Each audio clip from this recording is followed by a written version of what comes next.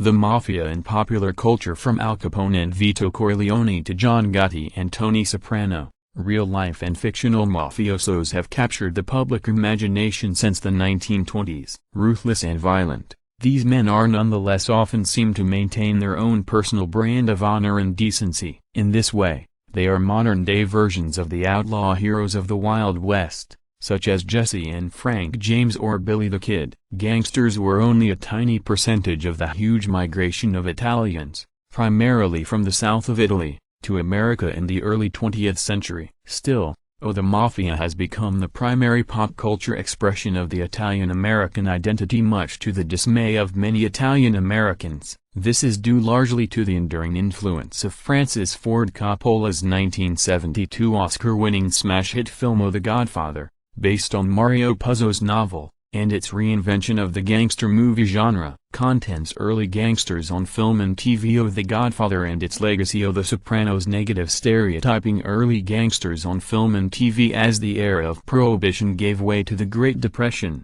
the first wave of gangster movies mirrored the growing anger and frustration of many Americans at their worsening economic conditions. In movies like O Little Caesar, 1931, with Edward G. Robinson, The Public Enemy, 1931, with Jimmy Cagney, and Scarface, 1932, with Paul Muni, the main characters all Italian Americans, some based on real-life mobsters such as Capone, suffered the consequences of their law-breaking, but many audiences still identified with their willingness to go outside the bounds of the traditional system to make a living. Did you know? In an interview filmed for the documentary Under the Influence, 2003, Francis Ford Coppola said he saw The Godfather as a classic Shakespearean tale, the story of a king and his three sons. According to producer Robert Evans, Coppola also made his Mafia story a metaphor for capitalism. After 1942, gangsters largely disappeared from the screen,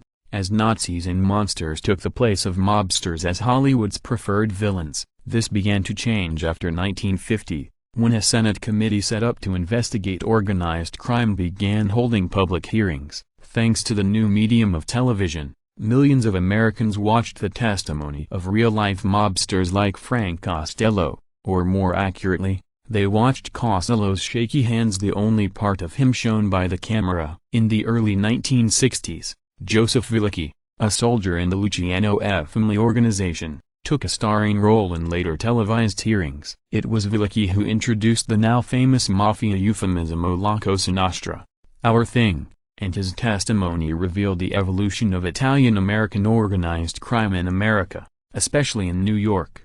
The Villacchi Papers, a book by Peter Moss, came out in 1969, the same year as the novel that would do more than any other to establish the mythology of the Mafia in popular culture, Mario Puzo's The Godfather. The Godfather and its legacy. Puzo's novel tells the story of Sicilian immigrant Vito Corleone and the family and abusiveness he built in New York, including the struggles of his son Michael, who will succeed him as the new Don. Paramount Pictures bought the film rights to the novel, and studio head Robert Evans turned to the young Italian-American director Francis Ford Coppola to direct. Coppola also co-wrote the screenplay, with Puzo, with Marlon Brando, Don Corleone, and Al Pacino. Michael, leading a stellar cast. The Godfather gave a fuller, more authentic and more sympathetic glimpse into the Italian-American experience than had been seen on screen before, even as it framed that glimpse through the lens of organized crime. It also painted an undeniably romantic portrait of the mafioso as a man of contradiction, who was ruthless toward his enemy but devoted to his family and friends above all else. Unlike previous gangster films, The Godfather looked at the Mafia from the inside out, instead of taking the perspective of law enforcement or of irregular society. In this way, The Godfather reinvented the gangster movie, just as it would influence all those that came after it.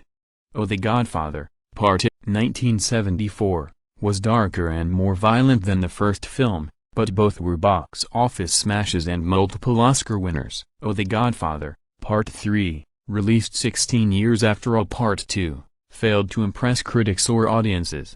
Over the next 3 decades, Hollywood never lost its fascination with the Mafia. A partial list of related films includes dramas like The Untouchables, 1987, Donnie Brasco, 1997, and especially Martin Scorsese's Goodfellas, 1990, which showed the underside of The Godfather's romantic vision of mafia life. Mafiosos also made their way into comedies: O Prisoner's Honor, 1985, O Married to the Mob, 1988, O My Blue Heaven, 1990, and O Analyze This, 1999. From animated films to children's cartoons, video games to a gangsta-style hip-hop or rap music, the myth of the mafia was everywhere, thanks in large part to the enduring legacy of The Godfather. On TV, of course, mobsters turned up regularly on crime shows like NEPD Blue and Law and Order. In 1999, however, came the debut of a cable TV show featuring a mafioso like none ever seen before.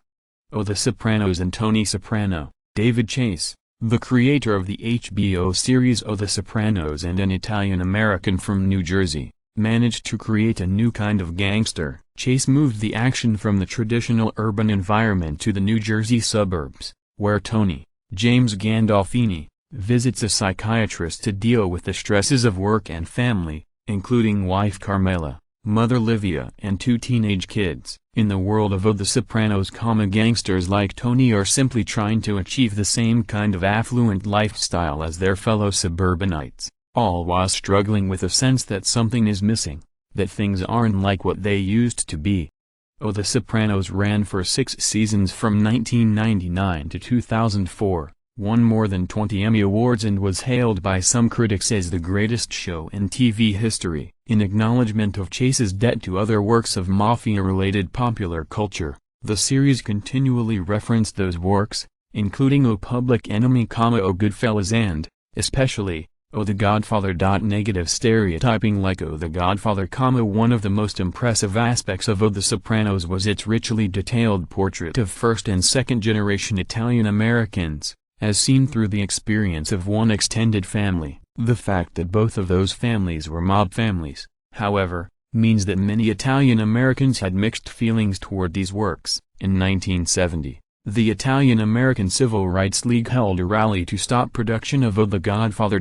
As for The Sopranos, the National Italian-American Foundation has railed against the show as an offensive caricature, while organizers of New York City's Columbus Day Parade refused to permit Sopranos cast members to march in the parade for several years running. Though pop culture's fascination with the mafia has undeniably fueled certain negative stereotypes about Italian-Americans, acclaimed works like The Godfather, O Goodfellas, and The Sopranos have also given many Italian-Americans a sense of shared identity and experience. Despite its controversial nature, the myth of the mafia as created and nurtured by The Godfather and its many pop culture descendants continues to enthrall the masses of Italian and non-Italians alike.